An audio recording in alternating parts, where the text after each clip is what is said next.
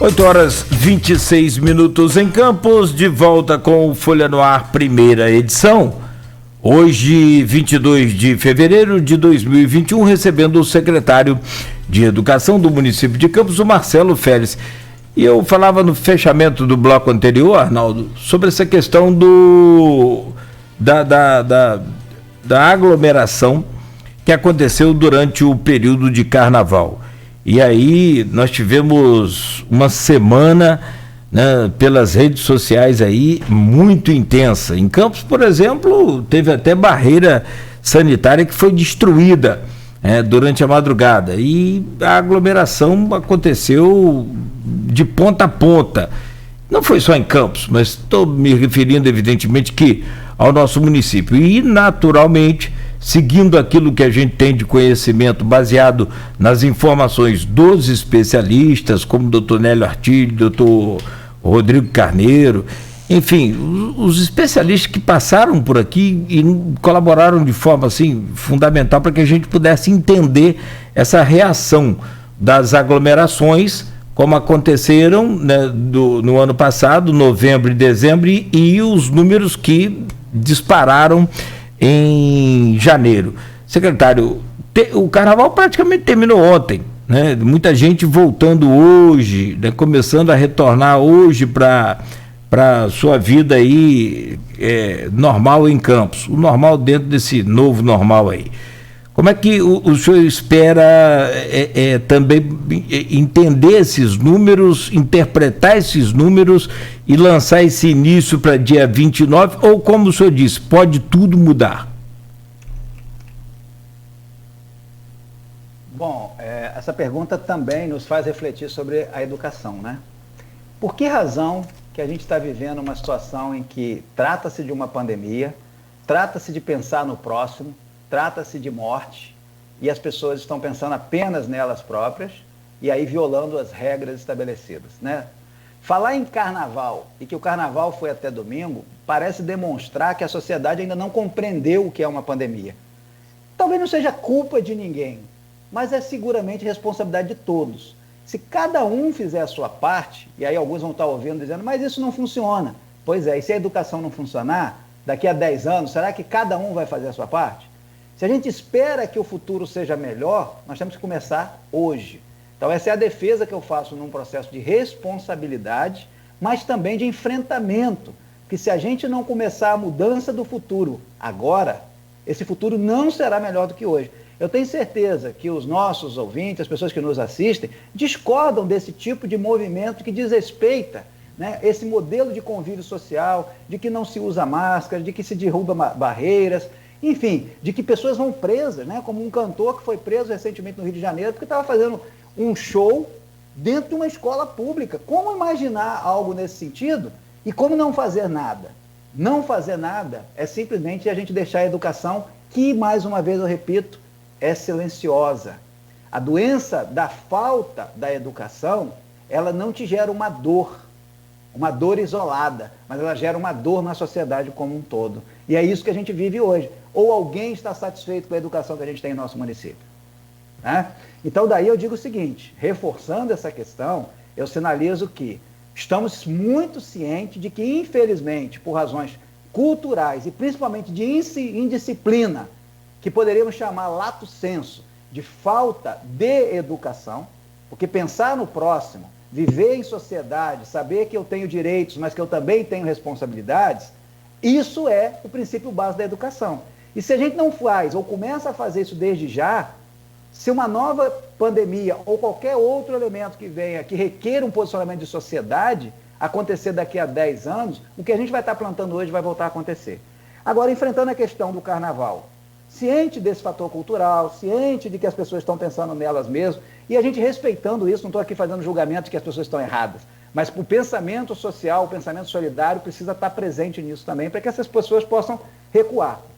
A título de exemplo, em termos culturais, o Japão cancelou a Olimpíada de 2020 ainda em março, até final de março, na pandemia do ano passado. Ele já cancelou, né? A gente não consegue cancelar o movimento no carnaval, que já está vendo o tamanho do problema. Aí eu pergunto, esse é um problema para o retorno das aulas? Não, esse é um problema muito mais sério. É um problema cultural que precisa ser tratado.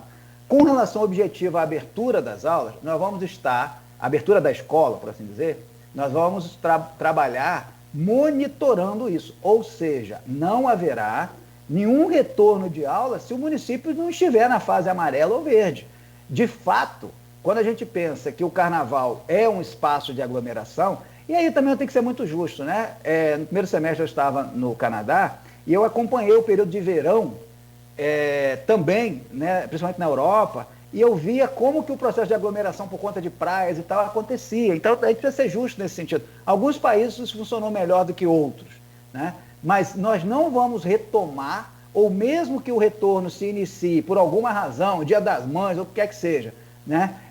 Se tem algum tipo de modificação das condições de controle da disseminação do vírus na cidade, a gente vai interromper sim. E eu quero deixar muito claro e fazer justiça aqui.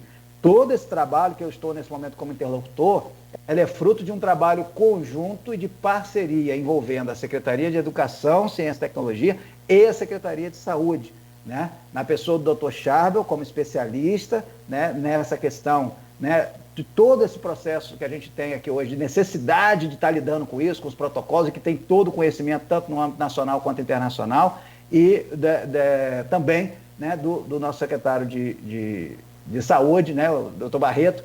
Então, esse é um trabalho de concertação que envolve múltiplos atores. E também agradecer aos demais atores que nos ajudam a tomar decisões melhores na medida que apresentam os riscos que existem nessa decisão. Como toda decisão polêmica, né, a gente nunca agrada a todos, mas precisamos ouvir a todos para poder encontrar caminhos que não desconsidere ninguém.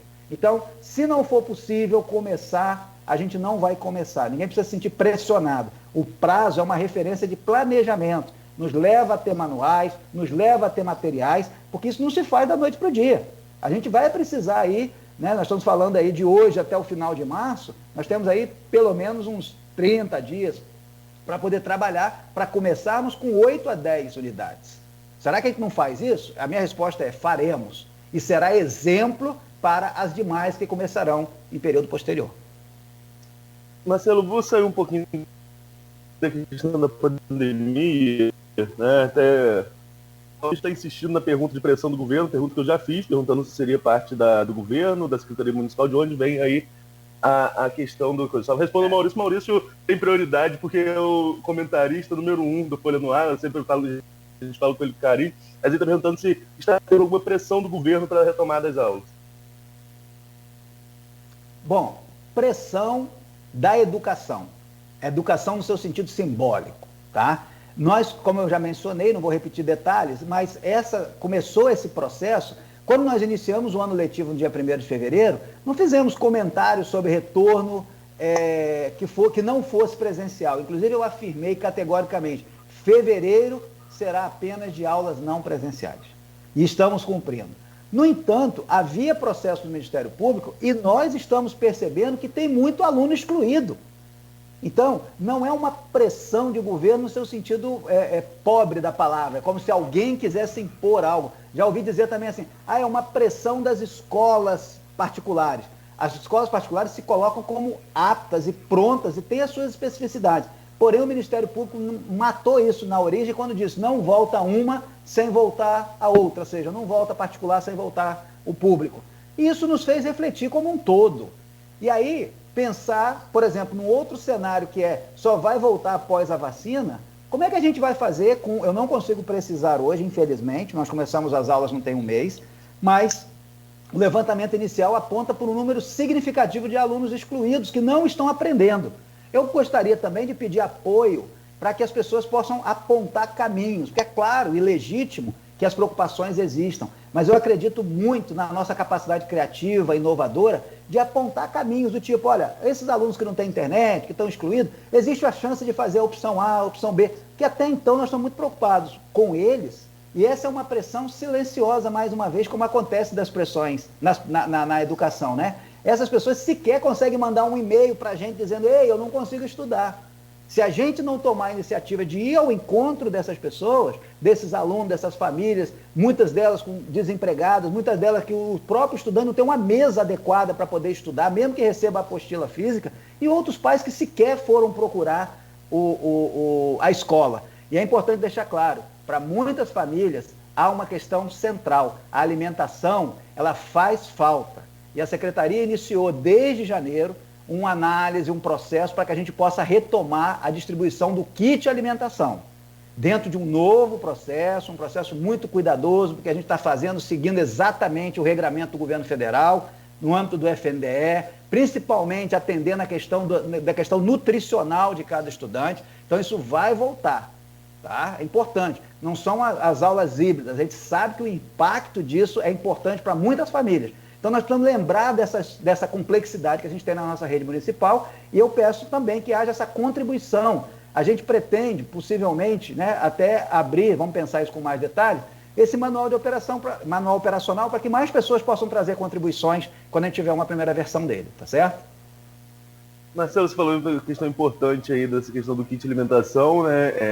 Tinha até uma pergunta sobre isso aqui dos ouvintes, ela já acabou respondendo. Já falou sobre grupo de risco não precisa necessariamente voltar, mas como que vai ser essa questão para o servidor que é do grupo de risco? Qual é o processo que ele tem que fazer para que ele não retorne à unidade escolar? E para a gente concluir esse tema, para dar tempo ainda de falar de outros assuntos, qual é o planejamento de volta de 100%, já que vai ser gradual, começando com 10% das unidades?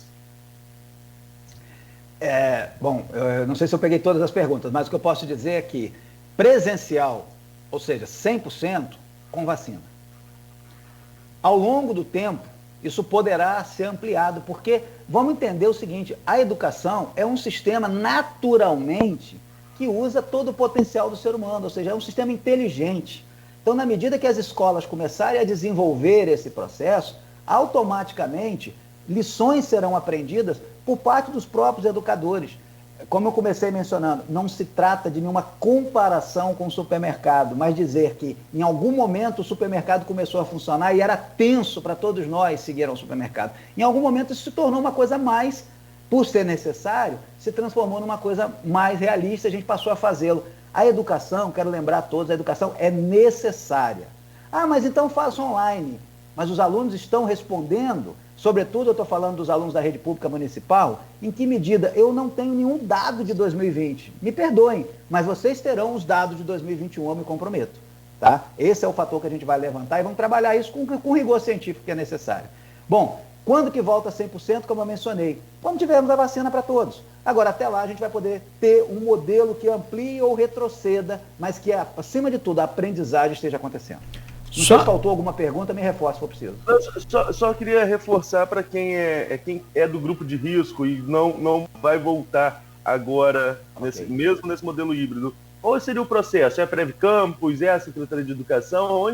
Quem ele procura para poder dizer que é do grupo de risco? Bom, primeiramente, ninguém precisa se precipitar nesse sentido, porque a comunicação sobre isso vai ser feita a devido tempo, com a condição adequada. Mas o que eu posso garantir é que os princípios básicos são esses. Então, vai-se fazer uma busca, porque eu sei que foi feito um levantamento no ano passado, essa informação chegou para mim, e de forma assim, espontânea, nesse levantamento, chegou-se a 40% ou próximo disso, de profissionais da educação que se manifestaram com situações de grupo de risco.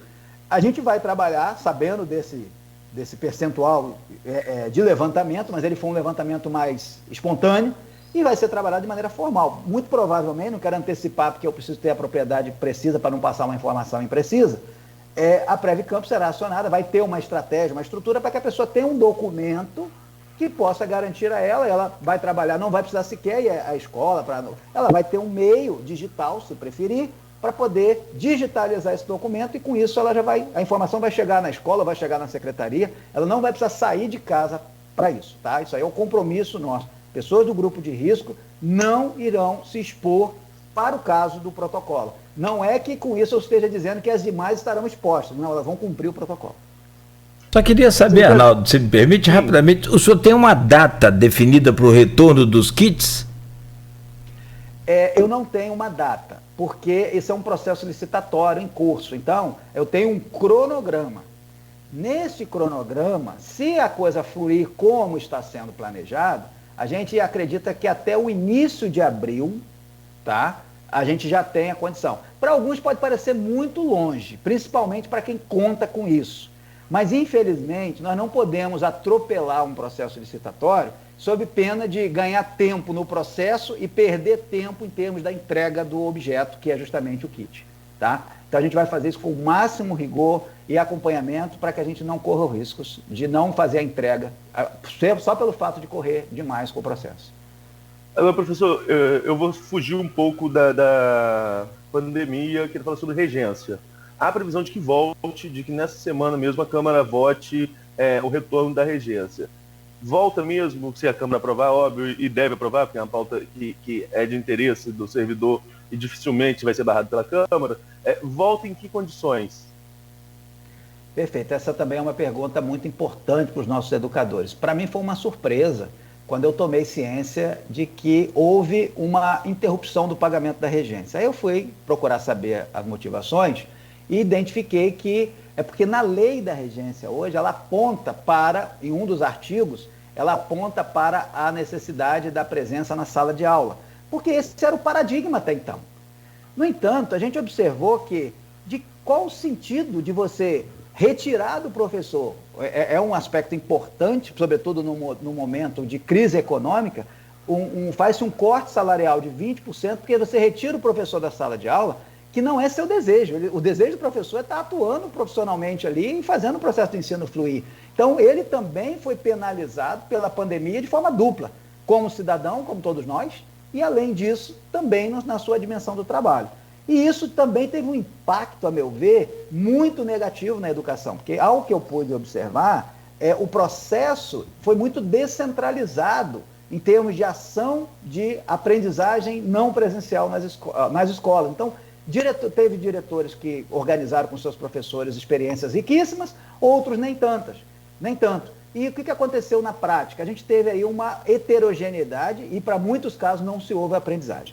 Ao identificar isso, a gente foi lá, conversou, analisou, entendeu o problema e trouxemos a agenda da mudança da legislação em termos de regência como prioritária. Então, propusemos, conversamos isso com o prefeito, que desde o primeiro momento também não tinha ciência, porque a gente estava bem no início. O que a gente fez foi compartilhar com ele essa informação, e ele no primeiro momento disse, não dá.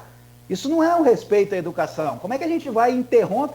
E aí ele interpretou isso, inclusive, isso traz um impacto até negativo para a educação. Então, ele logo no primeiro momento falou, eu quero entender e vamos mandar isso para a Câmara, vamos mudar essa lei no que for possível.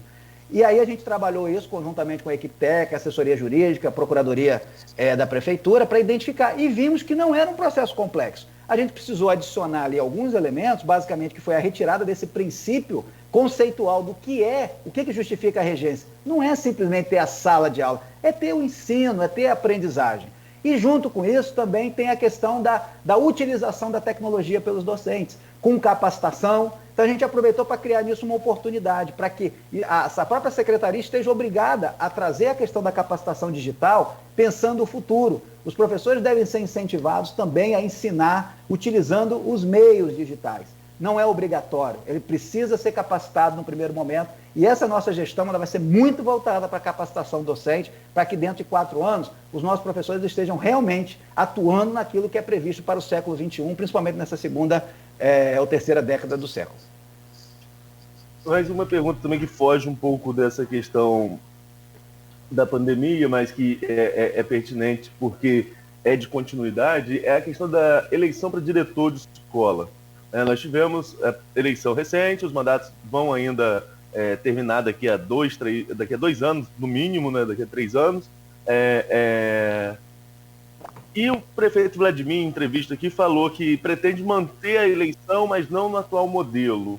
Isso já é um assunto que vocês conversam? Há uma mudança aí nessa previsão de eleição para diretor de escola? Bom, eu acho que nós estamos vivendo uma primeira experiência, pelo que me consta, né, de eleição.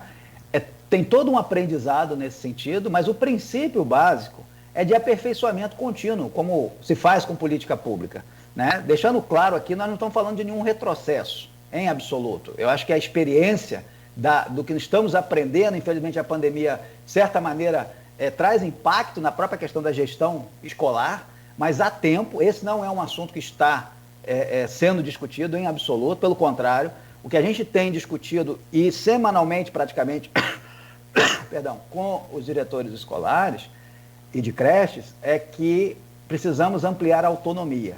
Então, é esse o modelo que a gente acredita. Mais autonomia, mais capacitação para os gestores escolares. Entendemos que é papel da secretaria, assim como a experiência que eu já tive no passado, né, enquanto secretário nacional de educação profissional, que a gente tem uma secretaria nacional, no meu caso lá, de educação profissional, e os institutos federais e outras redes que são a ela vinculada, mas que na prática envolve um sistema de coordenação, pensamento de política pública, e ninguém tem dúvida da autonomia que os institutos federais têm para continuar avançando e faz um exemplo de gestão, um exemplo de qualidade, não só da educação, mas também da gestão. É essa a expectativa que a gente tem de implantar em Campos. Até porque os gestores escolares no âmbito municipal, eles têm autonomia financeira. Então tem que ter autonomia pedagógica, mas isso não significa uma ação isolada. Então a gente vai criar, em breve também, um conselho, que na verdade é de gestão, que a gente está chamando de Comissão Permanente de Planejamento e Gestão da Rede.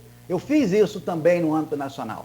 Então, essa Comissão Permanente de Planejamento e Gestão permite que a própria rede municipal se perceba enquanto um ator importante para decidir o futuro da educação. Então, isso é tudo muito mais importante do que saber quem vai ser o próximo diretor. Todos os diretores, e dentro das regras vigentes, que eu não conheço nos detalhes, o importante é que a rede seja forte, que aí os gestores atuais e futuros deverão estar preparados para dar conta de seguir com o modelo autônomo. Esse é o processo de transformação que está em curso. E não é discussão menor de quem vai ser o processo eleitoral, que tem muito tempo para isso.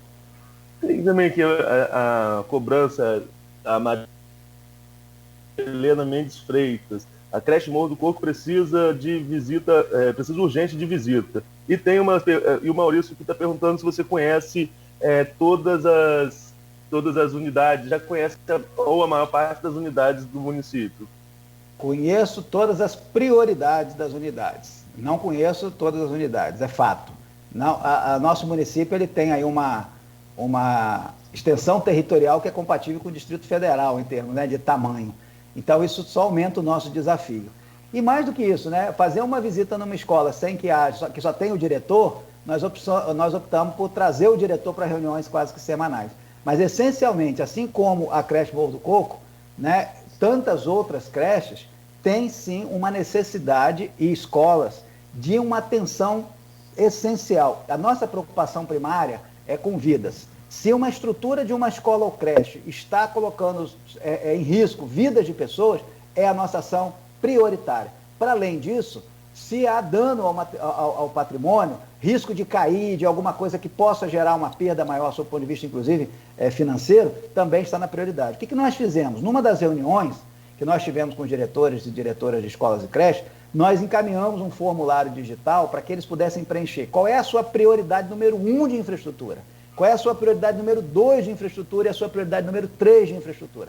Coletamos isso em 3 dias, uma parceria incrível com os diretores, né, de escolas e creches, porque eles sabem da importância disso.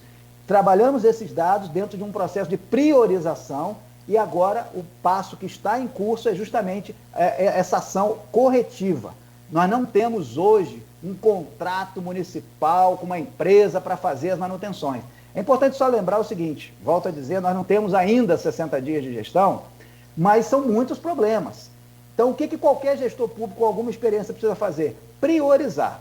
A prioridade nossa foi começar o ano em fevereiro com as aulas não presenciais. E assim o fizemos, lançamos o portal. Também precisávamos dar uma resposta à sociedade para onde caminha, a gente não teve a oportunidade de discutir aqui, eu entendo os motivos, mas para onde caminha essa educação no âmbito municipal. Lançamos um programa, quem tiver interesse em saber mais detalhes, há um decreto municipal que foi publicado, né, já vem desde o dia 1º, mas foi publicado no dia 18 de fevereiro, e ele justifica um bate-papo também sobre para onde caminha a educação do município nos próximos 4 anos. Ali nós estabelecemos, por exemplo, metas muito objetivas, que é a a alfabetização na idade certa em Campos, até o 3º ano. O estudante que termina o 3º ano tem que estar alfabetizado, não tem mais ou menos. Nós não podemos aceitar sem nos indignarmos com isso. Agora, isso não é culpa ou responsabilidade do diretor de escola ou professor. A secretaria tem que ter um papel de coordenação nisso para criar as oportunidades de capacitação. E vamos mais longe, a partir da própria pandemia e o futuro que se avizinha aí, que é mundial, em relação à quarta revolução industrial, Nós necessitamos preparar essas crianças para o mundo digital. Então é uma segunda meta nossa, e essa meta significa compromisso com a sociedade, de que a gente possa oferecer todo esse processo digital também no sentido pedagógico para as crianças, e que eles possam ter o letramento digital até a conclusão do 5º ano, né, do ensino fundamental. Além disso, Campos não pode se conformar em ficar sem IDEB ou ficar entre as últimas cidades do IDEB. A gente parece que, volta a dizer, eu preciso de um apoio da sociedade para se indignar, sim, com a situação da educação no município. Porque qualquer um que para analisar os dados vai ficar indignado. Agora, essa indignação tem que se transformar num processo de colaboração para a gente sair dessa situação de penúria. Não se trata de apontar o dedo para dizer quem é o responsável, seja de hoje, seja de ontem. A gente está pensando na educação, é plantar a semente hoje para que a gente possa colher os frutos no futuro. Eu me coloco à disposição para o diálogo permanente, é assim que eu funciono. Nem sempre o diálogo vai chegar a um denominador comum que agrade a todos, mas a responsabilidade e a responsabilização não pode ter dúvidas. A Secretaria de Educação, Ciência e Tecnologia tem o dever de liderar o aspecto de estimular a melhoria da qualidade, mas a sociedade é fundamental, porque educação não se faz só dentro da escola. A escola pode estar até caindo, mas o pai ou a mãe ou outro responsável, se puder ajudar o filho a aprender dentro da escola, e não é dentro da casa, perdão, e não é apenas aprender no caderno, não. É aprender no exemplo que se dá. Até que ponto? Tem uma história muito interessante do ponto de vista científico de como é que uma criança começa a mentir. E ela começa a mentir porque ela não quer deixar os pais tristes. A história é mais complexa, de maior duração, mas eu não tenho tempo aqui. Então, nenhuma criança vem de fábrica mentindo. Mas ela aprende com os pais, mas ela aprende com os pais quando vê que os pais estão mentindo para não deixar ninguém triste. E ela vai e reproduz. Tá? Então, dizer que a educação precisa, apesar do seu silêncio, do apoio da sociedade para que fale por ela. Eu estou aqui como um desses atores que vai estar falando sim pela educação, junto com todos os profissionais de educação do município. Mas a gente precisa da sociedade de mãos dadas para que realmente a situação da cidade, no futuro, isso não é imediato, no futuro a gente possa mudar de patamar e que Campos nos dê orgulho em termos educacionais. Marcelo, a gente teria muito assunto para conversar ainda, mas é claro que a gente acabou atropelado pelo factual, que é essa questão. Só para a gente concluir da minha parte, porque parece que ficou dúvida aí para os ouvintes com relação à regência, de como vai ser esse processo de votação na Câmara e quando que volta. E também sobre a questão dos contratados, que a gente já falou lá no primeiro bloco, de como seria esse retorno aí dos contratados que estão suspensos do processo seletivo. Regência e contratados. Quanto à regência, o papel do poder público municipal foi propor a mudança e encaminhar à Câmara. Existe um fluxo próprio na Câmara que envolve fazer a leitura, entender, tem impacto financeiro, não tem, vai e passa pela Comissão de Educação, que faz a sua análise. Então, esse é um processo próprio da Câmara. Por isso que eu não mencionei na questão anterior, porque eu não tenho domínio desse fluxo interno na Câmara de Vereadores. Mas, naturalmente, na medida em que a Câmara faça esse processo e esse processo seja aprovado no âmbito da Câmara, o próximo passo será, de fato, entendo eu, a sanção do prefeito. Então, é a partir desse processo de sanção do prefeito é que ele passa a valer. Quando eu digo passa a valer, legalmente, porque tem um aspecto objetivo, que é quando que ele passa a considerar a dimensão do pagamento. Então, o teor da própria questão da legislação, conforme ela está proposta, é que vai dar essa condição dessa compreensão. Mas o que eu posso afirmar é que isso é muito para breve, isso não é um problema, não é uma questão problema. Eu entendo que isso é uma valorização legítima do papel do professor e que nada tem a ver, por exemplo, com a questão do retorno híbrido. Isso foi feito muito antes dessa discussão. E o professor poderá estar atuando, por exemplo, o professor que faz parte do grupo de risco, ele poderá estar atuando de casa. Eu não estou dizendo que ele não vai trabalhar. Trabalho remoto não se confunde com não trabalho. Isso vale para todos os profissionais de educação. Eu sou do grupo de risco. Perfeito, vamos trabalhar isso dentro de um modelo, como vocês estão fazendo nesse momento. Um modelo não presencial não significa não trabalho. E com relação aos contratados, eu sei da angústia, eu sei que são mais de 800, E a gente não está deixando essa agenda como secundária. Ela só precisa ter o seu tempo devido. Enquanto a gente não sabe qual é a necessidade efetiva, até mesmo em termos de alunos, fica difícil a gente já dar uma resposta prévia. E eu complemento dizendo, tem que contratar, porque está ligado à qualidade da educação. Agora, quantos? Em que áreas? Me perdoe, eu usei o termo errado, contratar. Retomar os contratos, né, para ser preciso. Essa retomada, ela não pode ser de forma automática. Ela precisa ser criteriosa, porque tem que ser pago e tem que ser onde não tem professor. Onde não tem professor, nós precisamos disso. Ou o discurso cai por terra de que nós estamos buscando qualidade da educação. Eu preciso de tempo para isso. Nós teremos uma próxima reunião com alguns representantes desse grupo de professores contratados. Ela acontecerá na primeira quinzena de março, se eu não estou enganado. E aí, a partir até essa reunião, nós já teremos condição de ter alguns dados que nos possibilitem apontar caminhos nessa direção. Somos sensíveis, são profissionais importantes para a rede, mas não adianta a gente aqui fazer de conta. Nós precisamos ter os dados que nos permitam ter segurança para dizer, ó, vamos voltar nesse prazo à retomada com esses profissionais. Mas não é possível falar isso sem ter as informações que precisa. Perfeito. São 8h57, secretário. Por nós, é claro e evidente, um programa só não dá para abordar todas as demandas, né, da pauta da educação. Espero que o senhor tenha disponibilidade em breve de estar conosco aqui. Pode até deixar já pré-agendado aí, Arnaldo, se de repente assim que sair o plano aí de retorno às aulas, que tiver tudo configurado, né, o senhor separe um tempinho para voltar a este programa.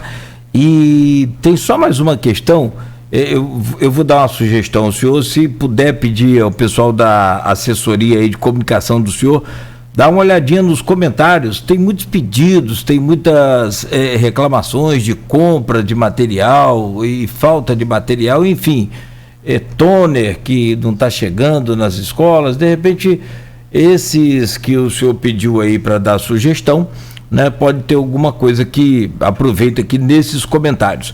E da minha parte aqui para fechar, só uma pergunta, e se houver greve dos professores? Bom, é legítimo que se possa refletir de toda forma, mas não é papel do Poder Público Municipal, da Secretaria de Educação, fazer qualquer pré-julgamento, mais ainda sobre uma hipótese. Mas eu posso antecipar aqui a nossa leitura. Eu acho que quando se estabelece um processo de diálogo, inclusive a gente tem dialogado muito com o CEP, ainda hoje teremos uma reunião com o Ministério Público, né, que é um desdobramento desse encaminhamento, vendo questões mais de detalhes, e é legítimo que a gente possa ter esse trabalho com todos os atores, e hoje teremos com o Ministério Público, mas antes da nossa agenda com o Ministério Público, nós temos uma agenda com o CEP, e eu entendo e reconheço a importância do sindicato, porque ele traz preocupações legítimas. É importante para todos nós, enquanto sociedade, termos essa leitura que faz a defesa, né, dos profissionais da educação. Então, não há, de nossa parte, certamente eu tenho certeza que eu já tive a oportunidade de ler em entrevistas também do CEP, que reconhece que esse diálogo mútuo e respeito mútuo está acontecendo. Então, eu entendo o seguinte, qualquer decisão que se tome no âmbito dos profissionais da educação, a gente vai estar disponível para dialogar. Mas eu entendo que a forma como nós estamos avançando até aqui, eu penso que não há assim, um clima, porque, primeiro, como é que você se antecipa sem entender o que é? Aí eu estou dizendo que a gente vai ter um manual operacional, vai haver condições de fiscalização. Você tem tantos elementos que devem primeiro ser tratados com a prioridade de fato da segurança, que eventualmente pode ser que falar em greve, embora legítimo, tenha que ser precedido de toda essa compreensão e de todo um levantamento dialógico, sobretudo, que envolva as condições objetivas, pensando na educação e nos profissionais da educação. Certamente, se a gente não estiver conseguindo fazer a educação melhorar, aí a greve pode ser uma greve oficial ou ela já estará sendo uma greve extraoficial, na medida em que a educação não funciona. De que adianta eu ter uma educação que não funcione? Se a gente parar para analisar o custo mensal da folha de pagamento dos profissionais da educação que estão ali para contribuir com a sociedade. E se a gente está afirmando que essa educação no modelo não presencial não está dando a resposta, e ainda assim a gente achar que esse é o melhor modelo, em que medida a educação vai dar resposta daqui a 10 anos? Então eu acho que o diálogo deve prevalecer, né, mais do que um processo de culpabilização ou responsabilização preventiva. É uma construção. Não pensem vocês que é confortável estar no papel de secretário de Educação, Ciência e Tecnologia. Eu falava isso mais cedo com o Nogueira, né, mas a gente, quando assume a responsabilidade, sim, né, de inclusive estar dialogando e ter um princípio de concordância, de discordância, mas antes de tudo, de respeito mútuo, porque é assim que a gente consegue fazer avançar. Lidar com a educação num país como o Brasil não pode ser comparado com a realidade da Suíça, com a realidade da Finlândia e outros mais. Isso não significa dizer que a gente tem que se conformar e, para alguns casos, legitimamente, se indignar. Agora, tem que fazer justiça também. Infelizmente, a credibilidade do poder público no Brasil, ela é muito baixa. Então, as pessoas devem estar, com justa razão, desconfiando desse secretário de Educação que acabou de chegar. E o que eu posso pedir? Dê tempo para julgar. Porque se a gente simplesmente já chegar dizendo que nada vai funcionar, a verdade já foi estabelecida. Então, dificilmente a gente vai ter alguma energia favorável para conseguir que funcione. Então, vamos dar tempo, e mais do que isso, se cada um fizer só um pouquinho, não precisa fazer muito não, só fazer o seu trabalho, só tentar apostar que é possível fazer melhor, eu tenho certeza que a gente vai virar a página em termos de educação, como eu tenho sido cobrado do prefeito Vladimir, que é importante deixar claro aqui, desde o primeiro momento que ele falou comigo, ele disse: Marcelo, eu preciso mudar a realidade da educação. Na verdade, para ser preciso, ele disse: a cidade precisa mudar a realidade da educação, né? Então, o compromisso é dele em primeira instância e ele delegou para mim essa responsabilidade. E o que eu vou fazer é dividir essa responsabilidade com a sociedade, porque isso não está nas mãos de uma pessoa ou mesmo de um setor. Educação é algo que depende da totalidade da sociedade para avançar. Muito bem, 9h03, secretário, desculpa aí ter avançado, mas espero que o senhor compreenda. Eu que agradeço, me permita só também fazer minha conclusão final dizendo o seguinte: hoje o dia está bem tumultuado com algumas outras entrevistas, eu já tenho que migrar na sequência, mas eu agradeço demais, né, pelo nível das perguntas, né, tanto Nogueira quanto Arnaldo, dizer que foi um prazer estar aqui com vocês, e certamente a minha agenda está à disposição. Se a gente tiver aí, quando a gente tiver em breve o manual, é importante o manual operacional, porque ele vai tranquilizar mais, e falo diretamente com os profissionais da educação pública no município. Vamos trabalhar juntos, vamos dialogar juntos e vamos trabalhar com a responsabilidade e segurança necessária. A gente não quer ninguém sendo contaminado, mas a gente quer uma educação de qualidade. E o primeiro passo começa agora, e eu conto com vocês. Que bom. Obrigado, secretário. Bom dia para o senhor. Bom dia. Arnaldo? Sim, Nogueira. Vamos concluindo já aqui ou vamos mais um bloco? Fechou. Agora? Fechou, 9h03. Agradecer mais uma vez aí ao secretário, né, desejar um bom dia e boa sorte para ele, e a você também. Eu acho que tiver algum comentário aí sobre o primeiro bloco, mas o programa foi, acho que até pouco, né? Com certeza para dissecar todos os assuntos.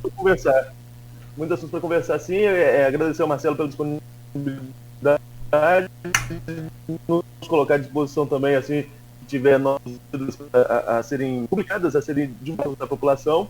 E entrevista de amanhã, Nogueira. Amanhã nós vamos receber aqui o representante do INEA, o Alan Barcelos.